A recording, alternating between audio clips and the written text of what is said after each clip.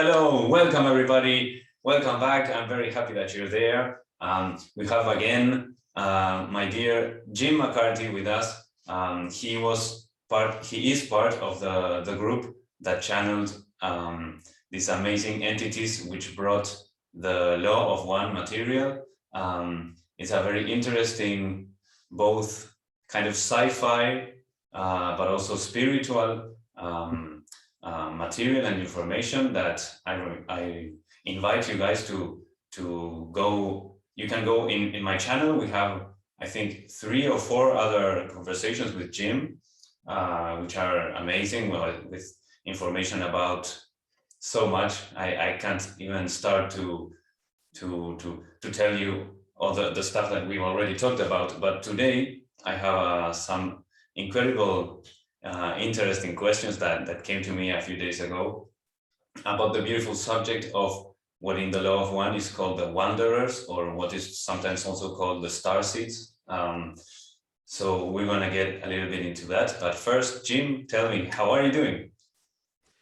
Doing well. Our seasons are changing here in Kentucky, so we're going from the summer into the fall, and the gardens are kind of on the decline, and we still have the COVID problem with virus going around here in Kentucky. The Delta variant is pretty viable right now. So we're still not able to have public meetings, but we get together, our channeling group, Gary, Austin, Trish, and Kathy Beck, and myself, twice a month, and continue channeling those of Quo, so we can put those on our internet.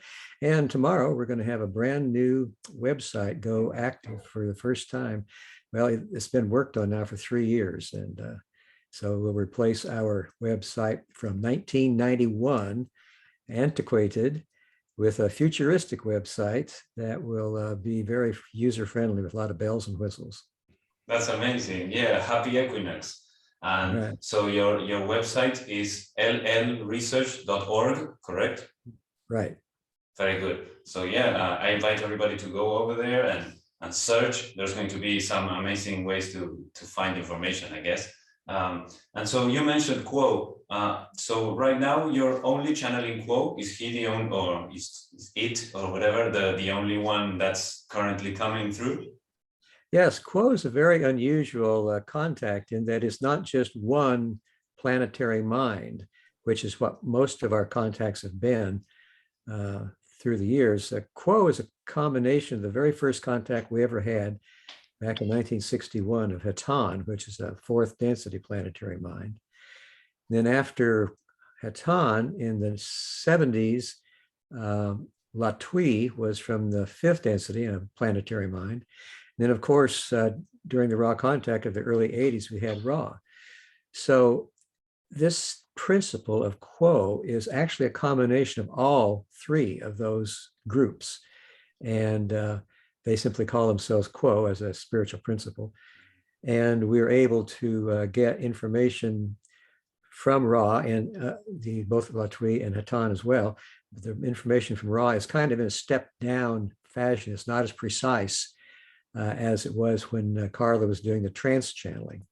But we don't have to use trance. So we just kind of, it's a trade-off. We do still have a contact with them. Latui is usually the one that voices the words, but the Quo contact started 2 years after the Ra contact ended. So it's actually been going on now for almost 35 years. We have 1,500 sessions with them. They're more poetic, and a lot of people like Quo better than Ra because they're easier to understand, and they do have this poetry about them as well. So yeah, those are all available on our website, and all of our channelings and all of our information is available for free in the form of PDF downloads. Yeah, Quo's words are amazing. Sometimes they are not hard to follow, but there's like so much information packed in like 2 or 3 sentences that you need like a whole week to dive deep into what they said. Yes. And so just to clarify here, so you said Haton is 4th density, Latui 5th, Ra is 6th, correct? Right. And Quo is what, 7th? No, they're just the principle. They're what you get when you combine the fourth, fifth, and sixth of these particular planetary minds. That's the name they gave themselves. They're joining together in a, you could call it a cooperation or a Right. colleague or whatever. They call themselves a spiritual principle. Mm. And but would we say that so they kind of have access to like six densities, which is like the top density that they can view things from? Right, right, Right. See, that's that's interesting. And quo means who in Latin, right? right. That's fine. So by choosing that name, they were sort of saying, ask us who we are. Took us a while to figure that out. Although Carla and I both had Latin, we finally figured it out. Well, let's see who quo is. So today I have some questions about the idea of wanderers. Maybe if you want, you can explain a little bit about who they are or what they are. But also, I like the word starseeds. I don't know what the reason could be behind that difference in terminology that I think Ra chose. But it's interesting that he called them wanderers. And one of the things that calls my attention today, you know, there's many people that have been impacted and influenced by the Ra channelings and all the information that you've brought forth with the LL research. And some people are saying you know how many people are so disenfranchised with human life or life on planet Earth. Life here can be hard sometimes, and so people have started to say, oh yeah, I am from the Pleiades, I am from Arcturus, I am etc. Right? And my question is, when people say this, maybe you have some info about this, what is it that they exactly mean? You know, of course there might be people who are just saying it just to say it, but there's others who are potentially wanderers who might be saying, okay, so I come from this galaxy, let's say, right? So the way I'm understanding this is that they're saying maybe that their soul originated there, which again, I'm not very sure what that would mean, or maybe that their first incarnation into our universe was there, and from there they kind of got a kind of mission to go to a third density planet and help it go into the fourth. Maybe there's something like that. What do you think about it? Well, as we all progress through the densities of this octave in order to return to the one creator, once a soul gets into the fourth density, and especially the fifth and the sixth, their desire to be of service to others is intensified. And there are a number of ways they can do that. And one is that they can go back, they can answer a call on a planet such as Earth. A call is when a planet is having difficulty in its population progressing. There's a lot of dissension and disharmony and problems that are causing frustration and anger and so forth. And this is a way of asking for help. You know, help, I'm having a hard time. So wanderers are higher density entities that have graduated into the fourth, the fifth, or the sixth. Ross said most of them are from the sixth density. And the way that they can be most effective, usually, in being of service to others and advancing their own path, is to come back into a third density planet like Earth, go through the same forgetting process that everybody else on Earth goes through, so that they're born into this world with a great desire to be of service. But one of the first things they have to do is to discover who they are. And that's what everybody's trying to do, whether they're a wanderer or not, to discover that they're all a part of the one infinite creator, and everybody else is too. And we're all hopefully at some point going to be able to realize that and move forward into the fourth density on Earth. But now these wanderers come here and they have to go through this forgetting, which means they have the same kind of problems that everybody else does on the planet. They pre-incarnatively program ways that they can also grow and serve others, just like everybody else is doing. And this little added quality of being from elsewhere, being from a higher density, is something that is usually in their subconscious mind, and there is something they feel that is a little different about them. They're not sure exactly what it is. And oftentimes, as you mentioned, wanderers will have difficulty that is because where they are originally from is much more harmonious than where they are now on planet Earth. And they are subconsciously aware of those more harmonious vibrations. And when they try to interact with people here, they are, as Ross said, likely to develop some sort of mental or emotional problems that could manifest in any number of ways.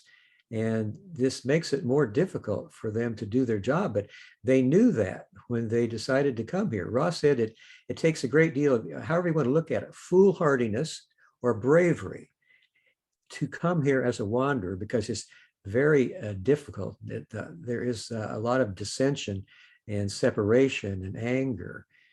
So many times wanderers have to make special efforts to heal themselves before they can begin helping other people. All wanderers are from what is called the Brothers and Sisters of Sorrow. And that is a basic description of entities in the fourth, fifth, and sixth densities who want to be of service to others. And they hear the call of a planet like Earth that is in agony. And they see it as a portion of their own self, of their own body, that they could not ignore this call. It was be like ignoring a cut on your hand or a bruise on your foot or a concussion to your head. So they come and they seek to serve. And some of them begin to discover who they are, and they begin to find ways of being of service, whether it's as a healer, a teacher, poet, dancers, writers, sculptors, artists, some way of sharing the love and the light of the Creator with others about them. They'll have a positive effect on helping people in their own spiritual journeys. So that's basically it for a wanderer. They are from elsewhere, and they're doing their best to be of service to others here on Earth.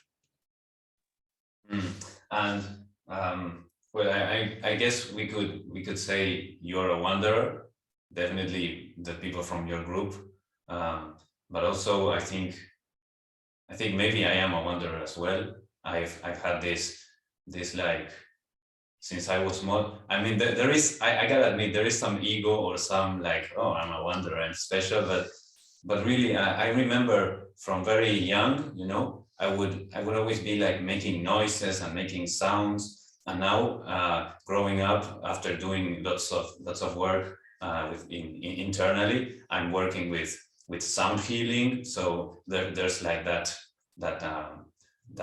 thread that connects from very young, like intuitively or unconsciously doing noises and sounds and working with vibrations. When I was feeling down or when I was very happy, I would always be like making noises. And then something else is that I've always had this kind of affinity with India, right? With the Hindus and with yoga, etc. And when I started learning yoga, I remembered when I was small that I would be like on my bed or whatever, and I would start doing like headstands and stuff like that without even knowing that they were something, it was just like, I had fun doing those kinds of things. And then I learned yoga and I was like, oh, wow, this is similar to the type of moves that I would do as a child. And there is this affinity that I feel for India inside myself, that for me personally makes like a connection between, I don't know, past lives, etc. And so working now with healing, I've also started doing Akashic Records readings. I am seeing that I am probably a wanderer as well. That was my point. And so I'm thinking, again, where is it? We're saying that wanderers are coming from fourth, fifth, sixth density.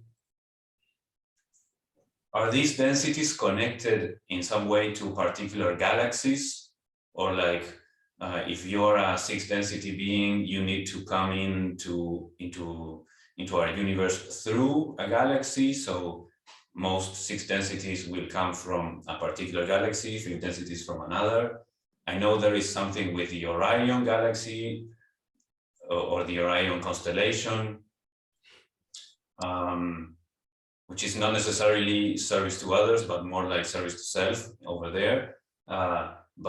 But you know, there's like these most repeated, let's say, constellations and galaxies like the Pleiades, as I was saying before, the Arcturians, the Lyrans. I don't know. There's like several, or just a handful that are most acknowledged, let's say, by people as being their places of origin. So is there some connection with that? I would say that all galaxies, and there are an infinite number in the creation, have wanderers and third density planets that need their service. So I don't think it's really possible to say just which galaxy any wanderer would be from. The Milky Way galaxy's got 250 billion stars in it. So it's very likely that any wanderer that would come to Earth would probably be from the Milky Way galaxy. Ra did mention, though, that they had what they call far wanderers that would go into other galaxies and seek to be of service there too. So it's possible. I think what is really the determining factor as to where the wanderers might be from is the kind of call that's being offered from, say, like planet Earth or any other third density planet that might need help. And that call would determine who would be best suited to offer a service, to answer the call, and to be of service to others. So wanderers could be from anywhere. And as you mentioned, the Orion group, Ross said there are very few negatively oriented wanderers because they would rather not hazard the forgetting and forget, because they want to enhance their own polarity. That's their reason for coming, not to help others. They would like to enslave others and take their power. And so it's kind of a tricky situation for a negative wanderer. They're more likely, negative entities are more likely to operate as part of what you mentioned as the Orion group and seek to make contact with negatively oriented entities on planet Earth and teach them the rituals and the information and philosophy of negative polarity, basically to enslave them. And the negative entities on Earth would not mind being enslaved because then they will learn how to do that themselves to others and increase their own negative polarity. So that's basically the way the negative polarity works, and very seldom in wanderers. The wanderers are mostly of the positive orientation, and they also can increase their own polarization by being here and being of service to others. But that's just kind of a side effect of being here and serving others. They see others as the same as themselves. As Ross said, they're other selves. Is the way they look at others. So I don't want to repeat myself, but I still have this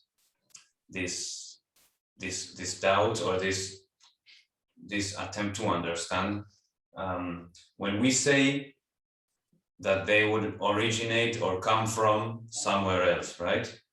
What are we really saying? We are speaking, I understand, about their soul, perhaps, and so they perhaps finished a cycle or went from third density to fourth density. How could we determine this is the origin of a higher density entity? You know what I mean? Well, I don't think most wanderers who have the feeling that they are wanderers could really determine that on their own. I think our best information on that is from Ra, and they say that most wanderers are from the sixth density, and that there are 3 different groups, such as Ra is one of the groups that provide wanderers. and there are two other sixth density groups as well. Ra worked with those of Egypt. This other sixth density group worked with those of Atlantis. And the third sixth density group worked with some entities in South America. So in that regard, we know that Ra is from our solar system. I would say then the other wanderers that are coming here would be at least from other solar systems, if not other galaxies.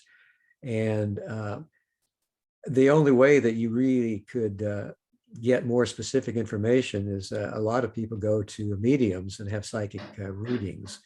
And then that type of information is oftentimes discovered through such readings.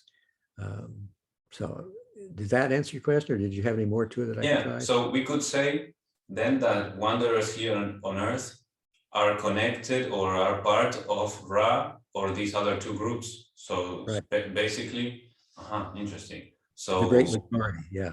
Ra said very few fourth density positive entities seek to be wanderers because it's it's a very difficult situation to get into. Too early still, yeah.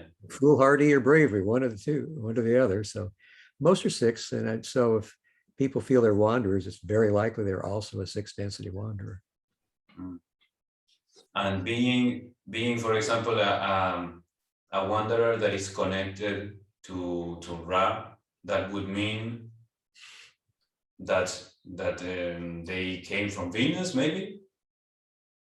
Right. Originally, Ra began their journey on Venus, and they were able to graduate after the second 25,000-year cycle. 6.5 million of the 38 million total on Venus is what composed Ra. So after some point of being on Venus, I believe in the sixth density at some point, they decided to leave and to travel to the sun. And they felt they could be of more service there. So Ra is no longer a Venus. We don't know exactly when that happened, but I think that's probably why they're connected with the Egyptians, connected him with the sun and worshiped him as the god of the sun. And they did not want to be worshipped at all. They wanted to try to share the law of one with others among the Egyptians, and they had some problems with being worshipped and having their information reserved for the rich and powerful. So that's why they continued to make contact with Earth and to try to correct or balance these distortions they felt responsible for. And they were glad to get a hold of our group so that they could try to do that some more. So on the, once any entity graduates from the third density to the fourth, apparently anyone from the fourth, fifth, or sixth density can go to the sun and participate in some way in the creating of the light that we see in our world, that gives our world life. The reproductive function of sixth density entities is one of fusion, and that's how the sun creates this energy, is fusion. So the sun offers more growth opportunities to every fourth, fifth, or sixth density wanderer, and the opportunities for service increase as you go higher in the densities. That's yeah, super amazing. I mean, you will go to the sun and get a very good suntan for sure. Well, it has a different effect on higher densities because each entity in the higher densities, they call them densities, by the way, because they have more light in them, more densely packed with light. You could call them dimensions or planes, or all the same word, same concept, but there's more light in each succeeding density. So as you get higher in the densities, you contain more light, and the sun wouldn't have the same effect on you. It would be more enlivening. Although the sun is quite enlivening to us all, it all gives us all light and love and life. Yeah, for sure. And so let's try to understand what the role of the wanderers is here in our transition. You know, right now, as we spoke last time, we are, and maybe you could refresh my mind on the ascension timeline into, or the harvest timeline into fourth density. Last time we spoke about certain dates or time windows, let's say, and what the wanderers, what is their role here? we've said they're here for to help heal. They're here as guides, perhaps as leaders, or maybe to bring down ideas that can help mobilize Earth and humanity towards the ascension. Is that correct? Oh yeah, that's basically it. The third density is composed of three 25,000 year cycles. So it's between 75 and 76,000 years long. And at the end of each cycle, there is you might call an indexing, a moving into the harvest to see if the entities on the planet have been able to make the fourth density through being of service to others at least 51% of the time. And so when wanderers come here, they're attempting to aid this overall process of the evolution of our minds, bodies, and spirits. And they can do that in various ways. The fourth density wanderer, like I said, are very few, are full of love and compassion. And they are very likely to be able to share that. And who knows how many ways, as a musician or a writer or a dancer or a healer. The fifth density wanderer is that entity that is able to be more aware of the light and the wisdom and the ability to move in a more appropriate manner through the incarnational pattern. Then the sixth density wanderer shares a combination of love and light of the fourth and fifth density.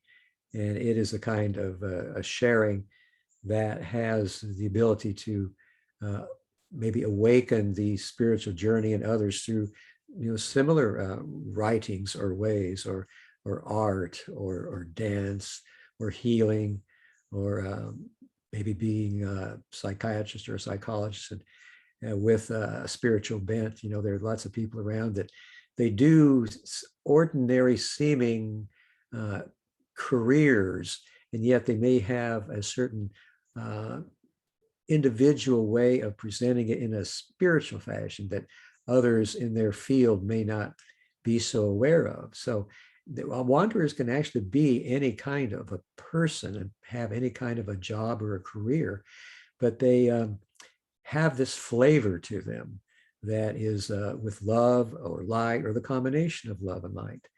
So wanderers can be doing anything and being of service to others, because there's all kinds of, every kind of profession we've got, every kind of work or job for an ordinary person or a wanderer provides opportunities to grow as you interact with each other and attempt to be of service to each other in some fashion.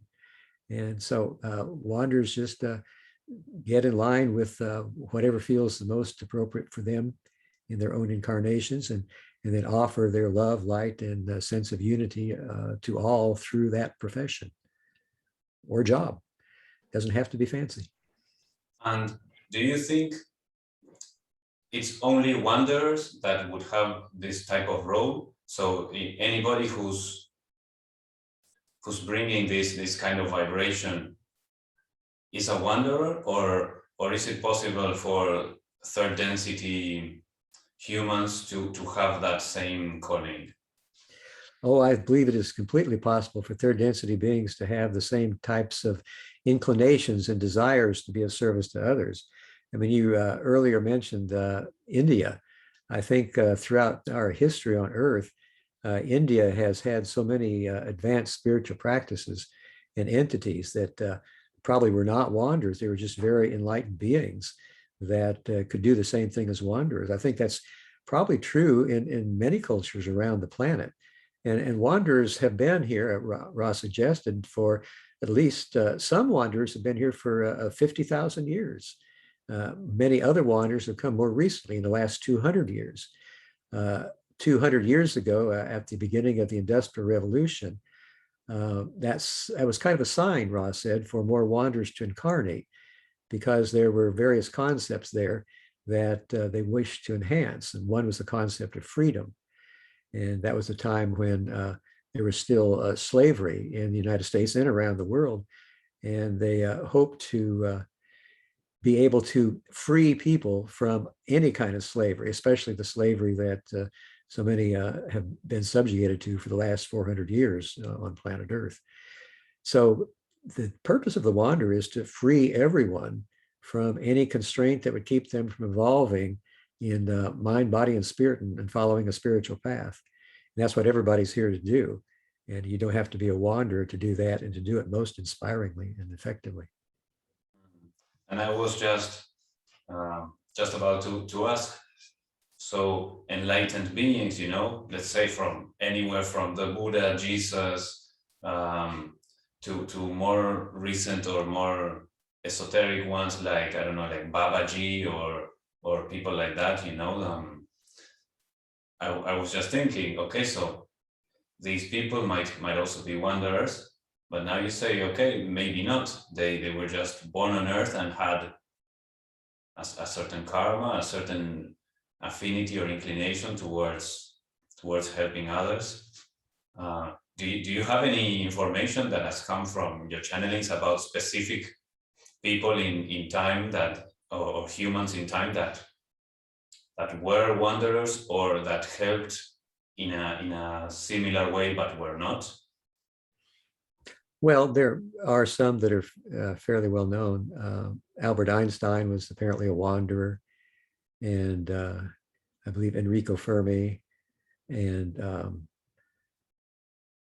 Abraham Lincoln was a very special case. He was not a wanderer, but he was what Ra called a walk-in, an entity from the higher density, fourth density, wished to help with the concept, the freeing of people, the freeing of slaves. And Abraham Lincoln was also very desirous of being of service, but he just felt that he had so much of a load in his pre-incarnated choices that he just couldn't handle it all. And so apparently in sleep, the wanderer spoke with the Abraham Lincoln soul, and they decided that the wanderer, the walk-in, would take Abraham Lincoln's place. It was in 1853, and would attempt to do what Abraham Lincoln wanted to do, and what all wanderers wanted to do too. So that was a very special case. Nikola Tesla was apparently a wanderer that had a mission on Earth to be of service to others. I think many of the, like Thomas Jefferson and Benjamin Franklin, many of the original signers of our Constitution in the United States were also wanderers. 200 years ago, about the time that this country was born and the Constitution was written, was a signal time for wanderers to begin incarnating in more and more numbers. Ross suggested that back when we had the contact with them in the early 80s, there were 60 million wanderers on Earth. And since that time, our channelings from Quo have suggested that number has increased a great deal, that there's at least 600 million or 700 million. And by now there could be more. I would imagine that all opportunities are being taken to help Earth to make its transition into the fourth density.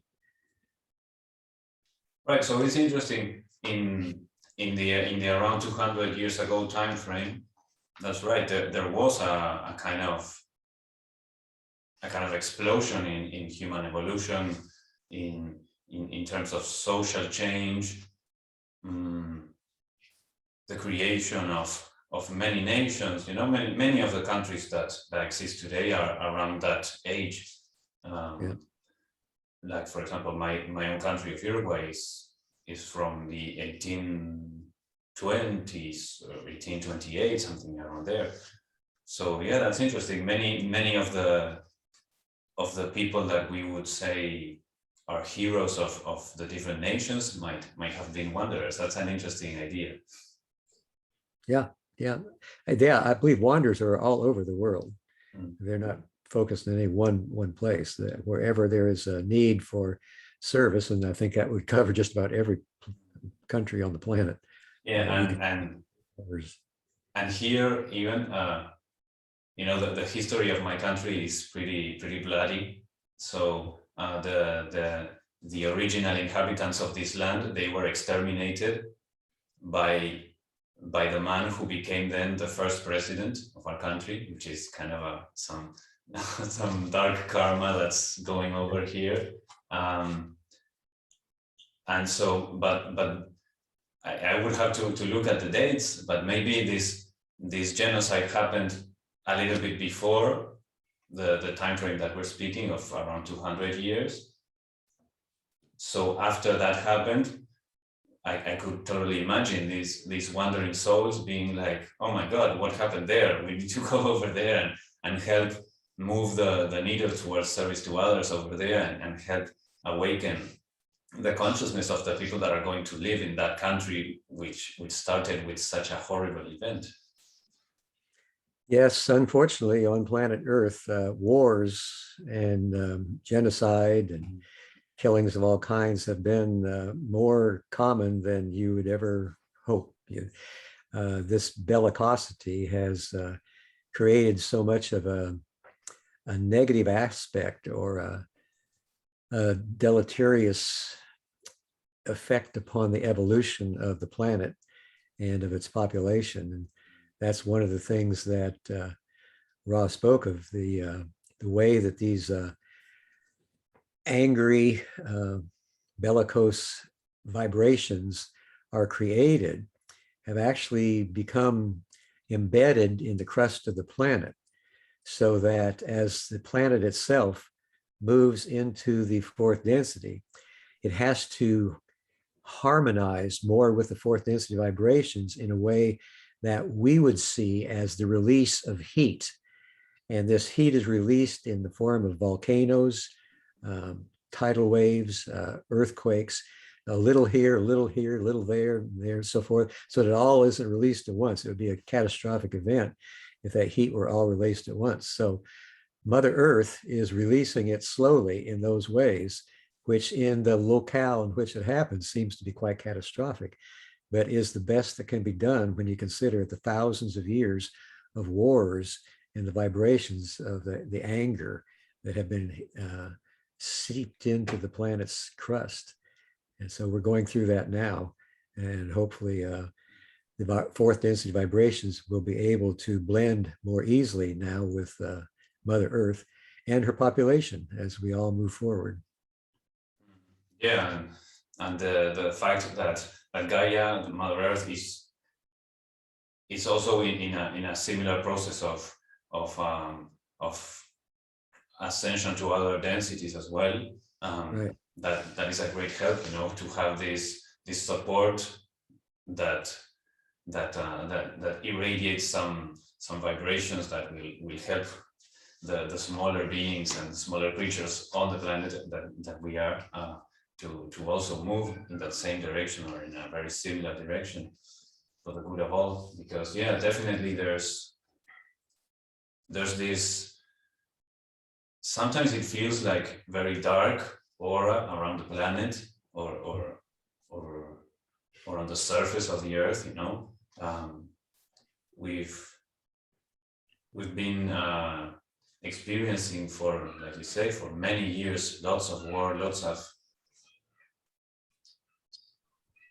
fighting, or extreme fighting, and unnecessary fighting, because of the different points of view that people have, and the different surface agendas of people, which in the end, I'm of the mind that we all in the end need and want the same thing. It's just that from whatever upbringing we've had, we seem to believe that the way to reach that is through different ways, and some might think the ends justify the means, some don't, and that is a pretty wild thing to consider and to unify.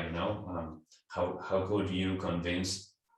It's not that you have to convince, but how could somebody who understands or believes the end justifies the means, how would they understand that there is a way of reaching those same ends without needing to use means that are so dark and so heavy, so negative, karmically, you know. And something else that I wanted to ask you is, okay, we're doing this idea of the wanderers or the starseeds, and we're looking at where they came from, where they come from, what the role is here. And then we're also talking about this darkness or this heaviness that is on Earth. And for wanderers to more clearly or more powerfully have an impact on the planet and on the vibration and on the creation of this service to others here, I think it's important that we start to, I'm saying we because I think I'm one. So I think it's very important that we start to awaken to our, how could we call them, special abilities, or maybe to remembering who we are.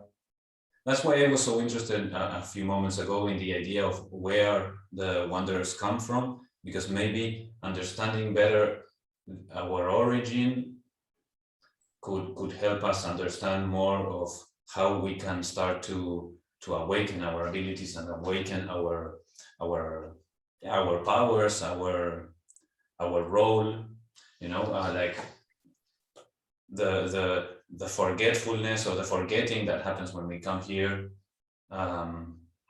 What is it that each one of us has forgotten? And so let's see how we can start to remember. So what I wanted to ask you in this very roundabout way is, what do you think, or what do you understand are ways, even very practical ways, that wanderers can begin to awaken to their abilities? So maybe for me, I am certain it's connected to music, it's connected to sound, because it's stuff that has always resonated with me. It's always been present with me.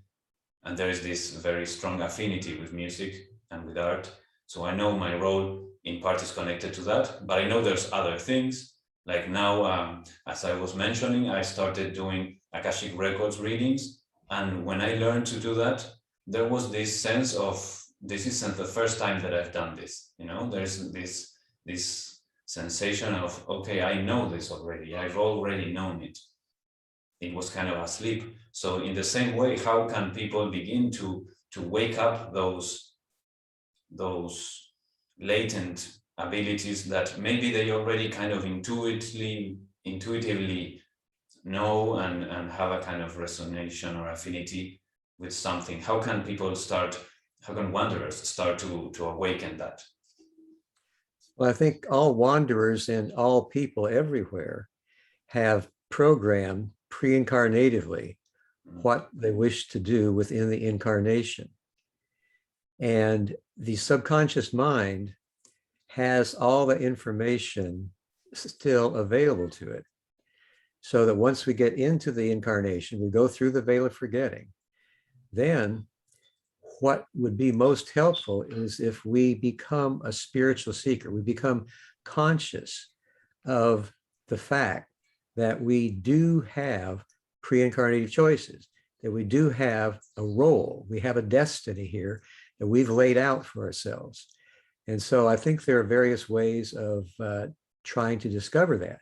I think the first one is, as you mentioned, through intuition, where we just feel like, well, there's something more that I need to be doing here, because our subconscious minds will color or bias the way we look at the world in such a way that we could begin to notice certain features or experiences or kinds of people or kinds of information that come our way on a regular basis. And we might ask ourselves, now, why am I getting this kind of information or experience? Is there something deeper here that I need to explore? So we might want to use meditation to see if we can discover more through meditation. We might want to use our dreams for dream analysis. We might want to go to a psychic and get a psychic reading. We could do anything that intuitively feels right, that points us more concretely or specifically in a certain direction. Because I believe that these programmings that we do pre-incarnatively are of such a strength and a power that they will present opportunities to us if we keep our eyes open and our heart open and use some sort of, like I said, meditation, contemplation, prayer, dreams, whatever, to discover these secrets, to uncover these secrets that are buried within our being. Ross suggested that not only wanderers, but everyone here is here because of what they call the seniority of vibration, which means everybody on the planet has a chance to make the graduation into the fourth density if they can discover these pre-incarnative choices and then begin to live these choices, begin to do what it was they wanted to do before they entered the incarnation. And I think our guides are very willing to help us. Ross suggested each of us has 3 guides, a male guide, a female guide, and an androgynous guide. And usually one or the other of those 3 is our primary guide, but we can also get assistance from the other 2 as well. Plus our higher selves are also quite willing to help us if we can make contact with our higher self, maybe like you said, through Akashic readings, to get information. And then our higher selves also have a higher self that is our mind, body, spirit, complex totality that exists in the 7th density. Our higher selves exist in the mid 6th density, but our mind, body, spirit, complex totalities exist in 7th density. All of these entities are available to help us if we pray for the help, we meditate and ask in our meditations that some sort of a sign be given. If we do automatic writing, for example, and begin to journal, keep a journal of your daily round of activities and what had meaning for you. What did you feel was important? What was not important? What could you have done without? What do you want to do tomorrow? Keep writing things like that. And sometimes if you're writing along that line and you're writing what you know, sometimes you go beyond what you know consciously and you begin what they call automatic writing. And you begin writing that has a spiritual flavor to it. And maybe it's from one of your guides, or maybe even a loved one that's passed on into a larger life that is now available to you as a kind of a guide. So there is just so much of resource and help available when you use your will to seek it and your faith that it can be found. There's just so many ways. There's so many ways. Thank you, Jim. That was beautiful. I was taking notes like crazy here. A lot of very important tools, important mediums of connecting to your purpose, and especially to reawaken the, like you say, the pre-incarnative choices of all of us. So, and it makes me think, would somebody that is not a wanderer, would they have among their pre-incarnative choices something very, very, very dumb, let's say? Like maybe they had a very difficult life before in another place or here, and they chose this life. Okay, I'm going to come to Earth to just chill out in the Mediterranean Sea in a yacht. Could it be kind of like that? I have read, I don't know if you're familiar with a fellow by the name of Dr. Michael Newton. He was a psychiatrist who did regressive hypnosis, between lives hypnosis. And apparently, he discovered that there are some people who kind of take a breather for an incarnation because they've been working so hard. And they tried just to relax and enjoy being rather than doing so much. Also, there's another aspect to this whole process. I think that any person, whether a wanderer or not, has all of these resources available, guides and higher self and so forth. But you mentioned coming from somewhere else and wanting to learn a different lesson. Many of the entities, in fact, most of the population of planet Earth is from other third density planets where they were unable to make the graduation there. And in order to continue to try to make that graduation, have decided to come to planet Earth in order to try again. They are repeating the third density, so that this is another opportunity for them to grow in the way that they hope to pre-incarnatively. So that's one of the reasons that Ross says that we're having such difficulty on this planet, because most of the population is from elsewhere in the sense of other third density planets where they failed to make the graduation in 75,000 years. And these repeaters have that problem again here on Earth of trying to awaken, to become conscious seekers, to discover they have a spiritual journey, that they're not just here in this world to conquer each other or to make $1 million or to live in a nice house or to have a good insurance policy and all of these third density things that we seem to value so highly. And that's the trick, is awakening to becoming a spiritual seeker and being a conscious seeker, so that you can begin this journey you can enhance it so much more readily if you are aware that that's what you're here for. You're not here to win the lottery or to your football team to win the national championship, your soccer or whatever. We're here for higher purposes. We're here because we are spiritual beings, and we're seeking that spirit in ourselves and in each other, and helping to help each other all make the graduation into the fourth density of love and understanding. Yes, that's very important.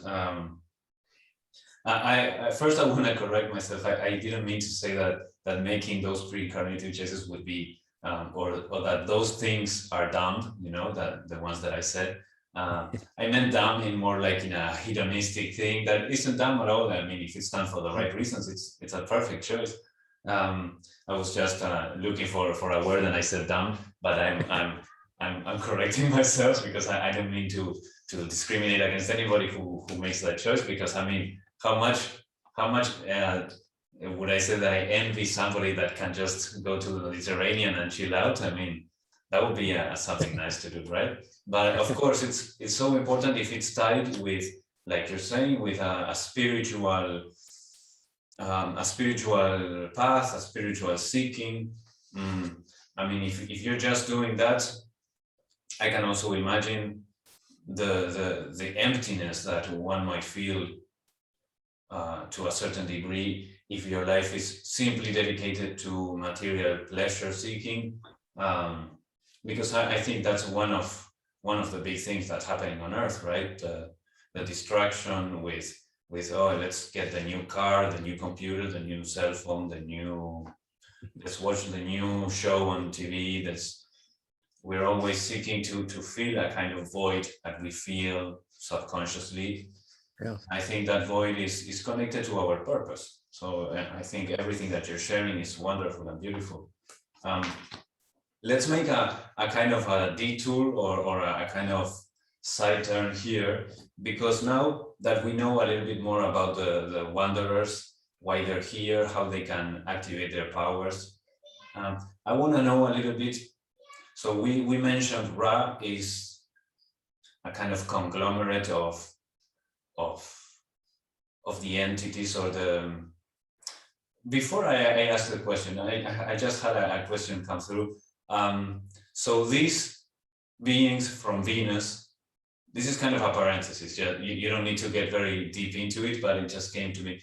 These beings in Venus that graduated and joined their minds, we could say, into Ra. these beings were, do you have any information on what kind of beings they were? They were kind of humanoids, they were six-armed blue beings. What were they? Do you know? Yes, as a matter of fact, Ross suggested that our logos of the Milky Way galaxy has chosen the ape form to invest with the ability to progress through the densities. In other galaxies, other forms are chosen. Ross suggested that the ape form only makes up about 5% of the known creation within third density. So there are many, many different forms. As a matter of fact, trees can also evolve, and planet Earth has experienced contact from a group from the Sirius galaxy that landed in 1973 in Pascagoula, Mississippi, and took Charlie Hickson and Calvin Parker on board as they were out fishing on the bayou. And they used Charlie Hickson's war memories as a kind of movie to balance their experience as trees. As trees, they were in a constant meditative state. So in order to balance their meditation, they needed to learn about movement of all kinds, especially bellicosity. So they used Charlie Hickson's war memories as watching a movie, watching the hero in the movie, which would be Charlie Hickson in that case, to see what movement would be like. So trees can evolve. You've heard about the reptilians, reptiles can evolve. Types of creatures we know nothing of can evolve if their logos of their galaxy has chosen that particular type of creature within the second density to invest so that they might become beings that could move throughout the octave and once again consciously return into unity with the one infinite creator. And these different entities would all be third density, is that correct? Yes, they would come from second density, as all third density beings do, and they would be chosen for one reason or another. And Ra did not really have a solid reason why our logos chose the ape form. They said that they would hypothesize that the reason was they had the hands and the opposable thumb that could grasp tools and take the emphasis off of telepathy or the mind and make it more likely that the polarization process would be effective. One of the odd things about polarizing our consciousness, positive or negatively, is that if we are a kind of creature that has telepathy and a feeling of oneness with the creation about it, there were some entities like this in third density on Earth in the ape form before the veil of forgetting was devised as a tool to help increase polarization.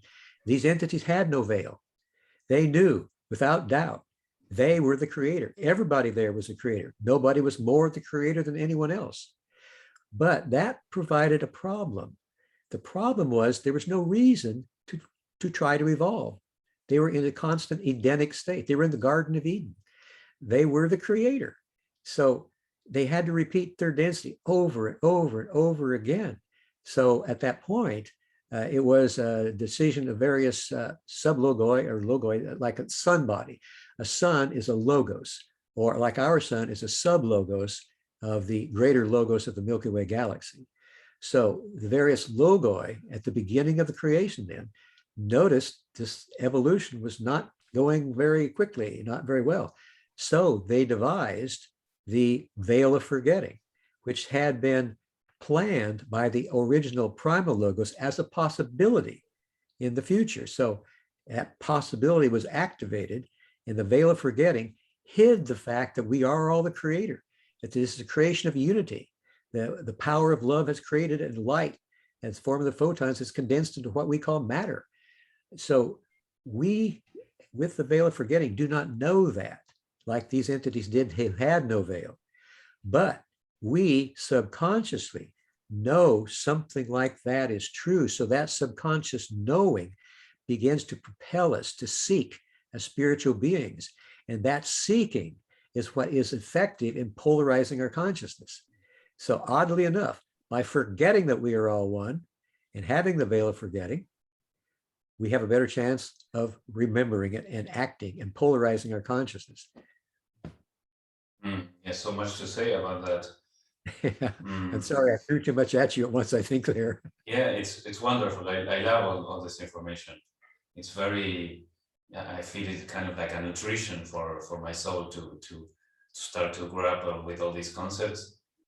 First of all, the idea of the forgetting and these other, I don't know, proto-humans or something that didn't have this division, this forgetfulness, which, as I understand, is a division between the conscious and the subconscious mind. Right.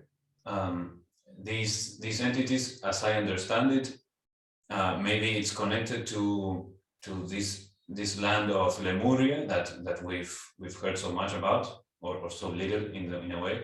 But I remember listening to a book by Rudolf Steiner where he talks about Lemuria, and the description that he gives of them kind of parallels what you were explaining just now. So that's a nice dot connecting for me.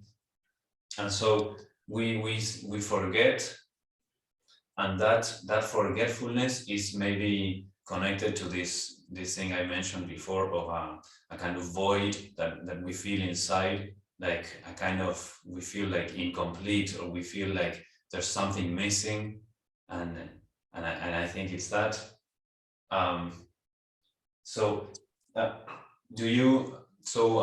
Getting back to the thing about Ra, they were so kind of ape kind of creature, right, in Venus, which I'm gonna say they were kind of humanoid, I would assume, or maybe they were humanoid with animal heads like the Egyptian gods, who knows. Or I could imagine they had like yellow skin or something like that. I don't know. Do you have any something about that? Well, they mentioned that when they walked among the Egyptians 11,000 years ago in order to try to teach the law of one, that they reproduced their third density bodies, which were tall and slender and somewhat golden. But they would be still not with any weird features on their heads or anything. The ape form would be the basic form for any entities that began that way. However, they just happened to be taller and slimmer, and I'm not sure why their skin had a golden hue to it, but it could be because they were sixth density entities that were creating third density bodies. That's just a guess. So that's all we know about what Ra looked like on Venus. They said they were much more philosophical and didn't have the system of barter or money that we have, and were much more working together in sexual energy exchanges, actually, discovering that there's a way of seeking the creator that is something similar to what Carl and I used to energize the raw contact. Sexual energy exchange is where you dedicate the energy you're creating to the service of the creator. And that is basically one way we enhanced the length of the sessions for the raw contact. And this is in forgive me for the question, in a sexual act, there would be like an intention of the energy being directed towards the service of others. Right. Ross said that it basically high sexual magic was one way of seeking the creator, and that's what individuals could do. But they also mentioned, after we finally figured it out, that if Carl and I had sexual contact and exchanged energies before a session, the sessions were longer, because that enhanced the strength of the contact and the channel through which Ra channeled their words. And apparently this is the way that they were able to seek the creator on Venus as well. And this is the way that they were able to penetrate the veil and find out more information about what they call the archetypical mind. And the archetypical mind is the pattern or the blueprint that the primal logos designs that describes the nature of our evolution in mind, body, and spirit. So this archetypical mind is what we're all working with one way or another. And you can do it most specifically through the what Ra called the high sexual magic. They discovered and created the tarot as a means of representing this evolution of mind, body, and spirit. And the major arcana of the tarot, the 7 for mind, 7 for body, 7 for spirit. Number 22 is the choice of positive or negative polarity. So this is what they gave to the Egyptians, and the Egyptians recorded it on the walls of the Great Pyramid and began to use it more as they progressed in their own evolution.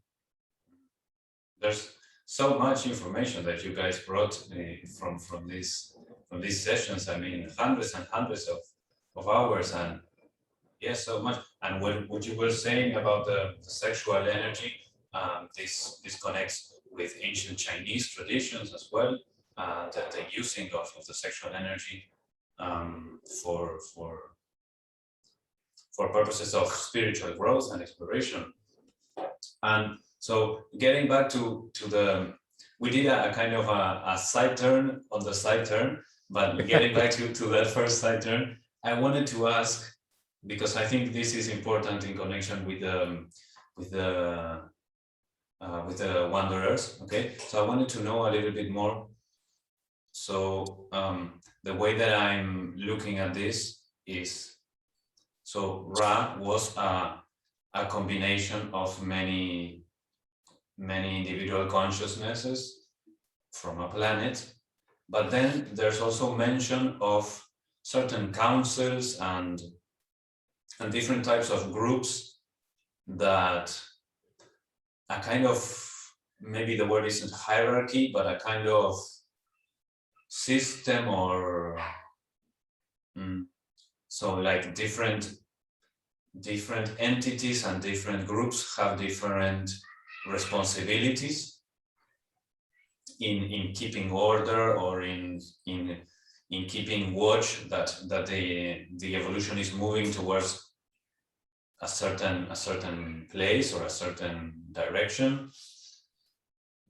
So I wanted to know more about there's talk of Galactic Federation, and even Ra and Quo, when they start speaking, they kind of allude to being part of an even larger group of entities. Could you expand a little bit about this, like different councils in the Council of Saturn or stuff like that, you know, and different galactic groups? When a group of entities such as Ra makes a transition into the fourth density, any group, they form what's called a social memory complex. That means that all 6.5 million entities of Ra share consciousness, so that all the memories from every incarnation they've ever had are put into what you might call a giant library of information that any one entity of those 6.5 million can call upon at any time. So every entity knows what every other entity has ever known. So these social memory complexes are a feature of the higher densities, 4th, 5th, and 6th. As these social memory complexes form them, they discover there are other social memory complexes that they can join with that have formed what they call the Confederation of planets in the service of the one infinite creator. And Ra belongs to that confederation, which is functioning in this general area and other solar systems as well, so that we're not even sure how many there are and what span of distance or galaxies or sub-galaxies, solar systems is encompassed. But these confederations then can act in service to others by various means, by serving as channels. When their wanderers incarnate on certain planets like Earth, that they begin to communicate with some of their wanderers through channeling. And information is gathered in that way. Sometimes contact is made with people in their dream, in their sleeps, and they're awakened to their spiritual journey in that way. Sometimes there is a way of sending love and light to planets, surrounding planets in love and light. There are certain Confederation entities that do that, and that's all that they do. They continue sending love and light to planets, so that it's kind of a spiritual food that people who are spiritually oriented can tune into and can be nourished by. Other ways they can be of service is to, well, there is a quarantine. We're getting into more information here, new stuff.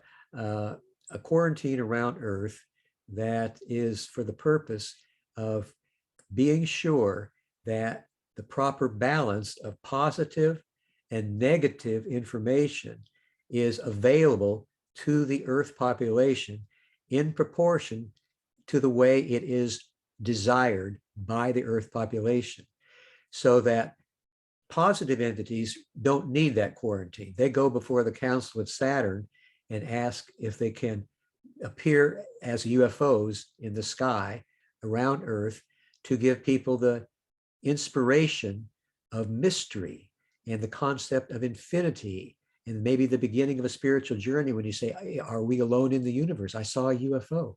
I wonder if there are other people out there somewhere.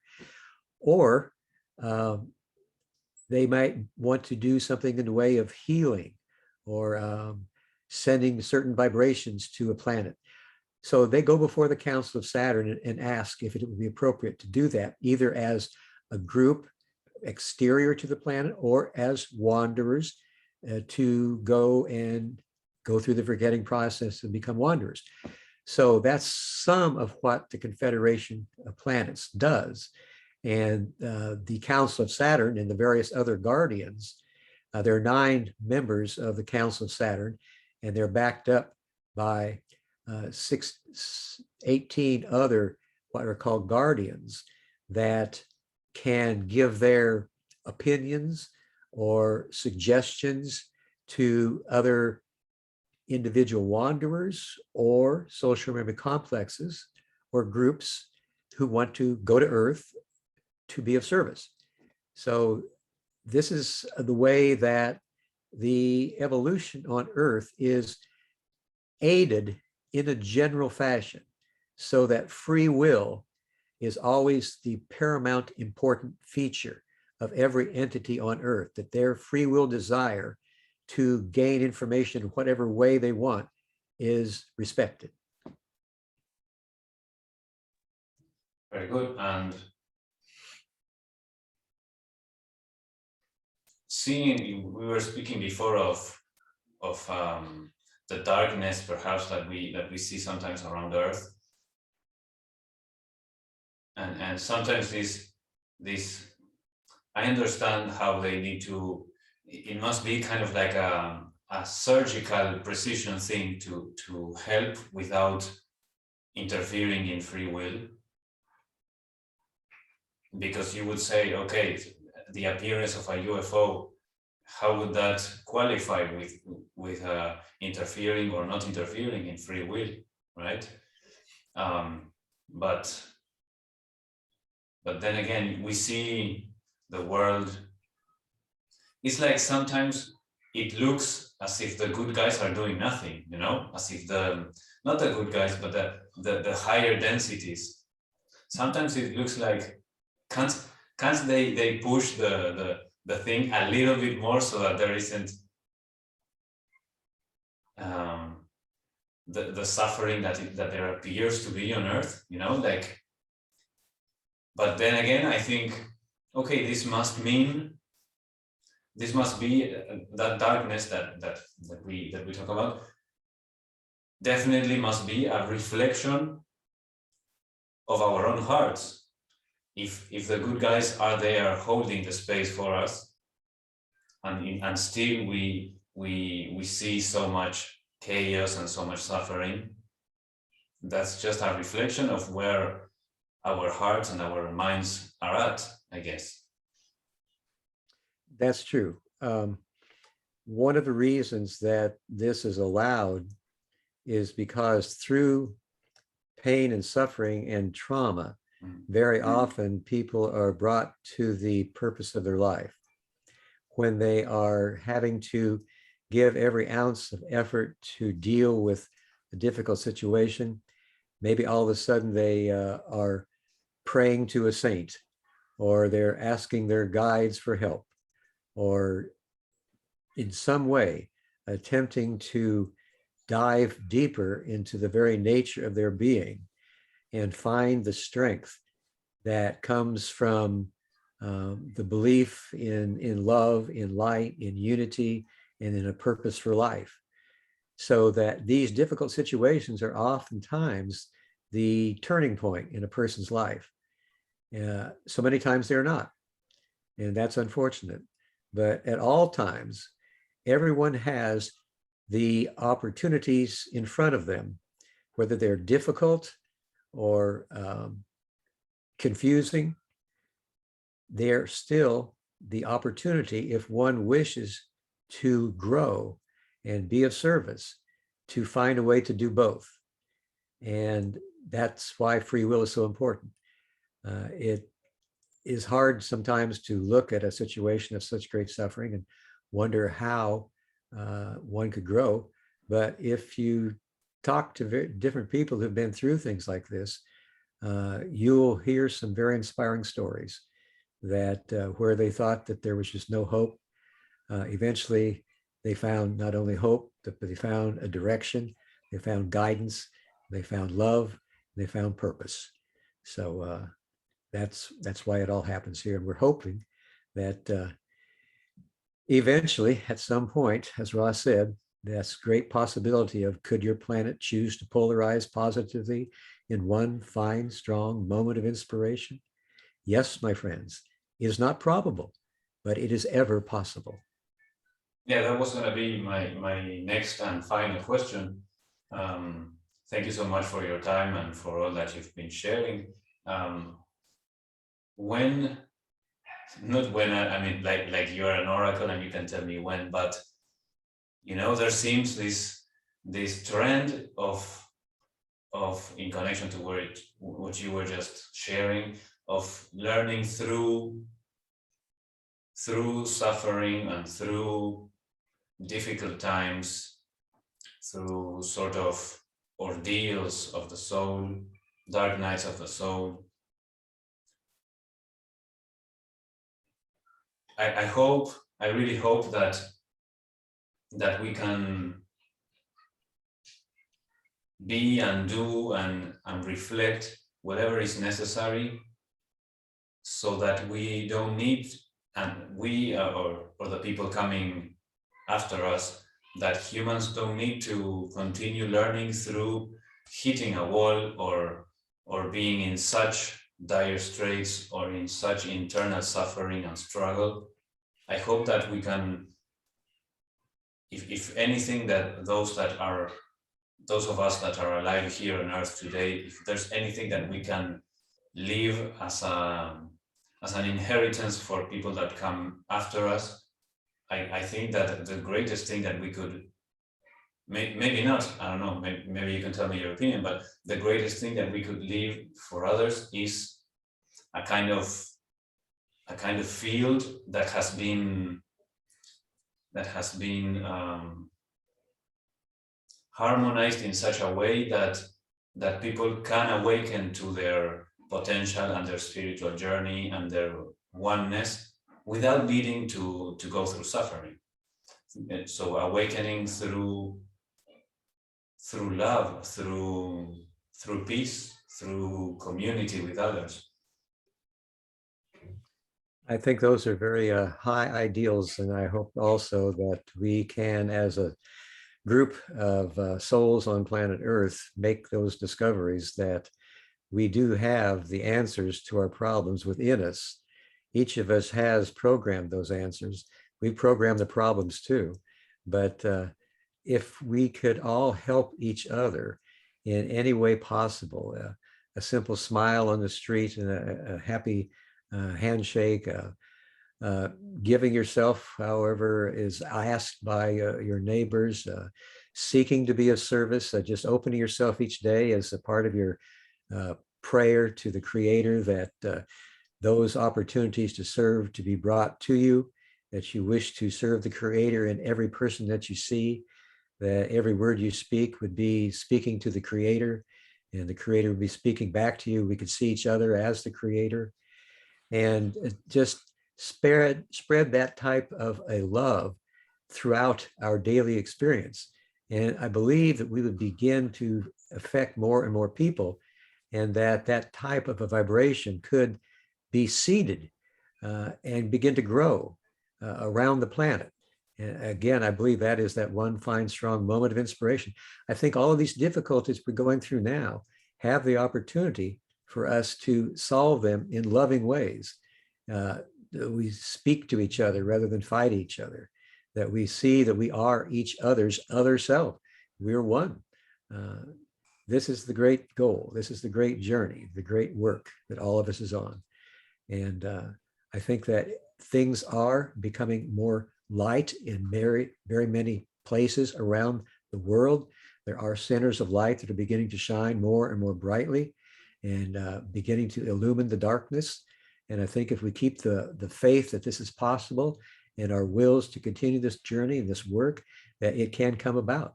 There could be a new dawning on planet Earth, and we could find ourselves in the fourth density of love and understanding.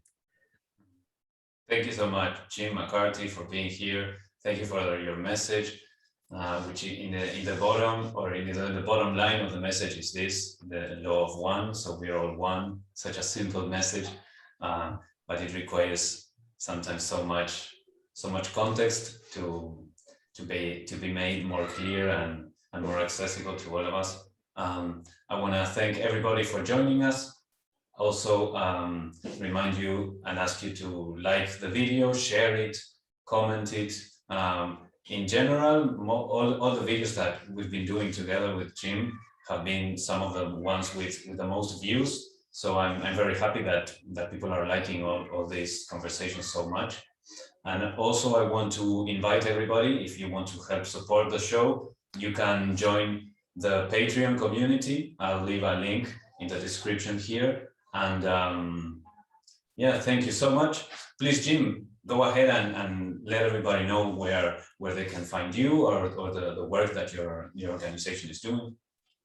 Well, our brand new website is going to debut tomorrow, and it's www.llresearch.org. And all of our information from over 40 years of channeling is available free in the form of PDFs. And we hope that you will check out the new website and check out any information you're interested in. And we wish you all the love and light. Mm.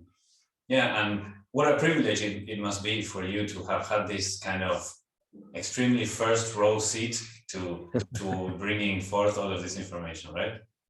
Oh, it's something that's just still incomprehensible to me. I was blessed beyond all imagination.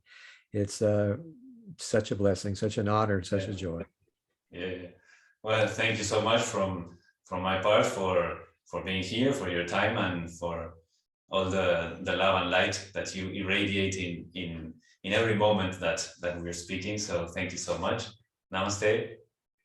Bye-bye, everybody. Hey, namaste. Thank you.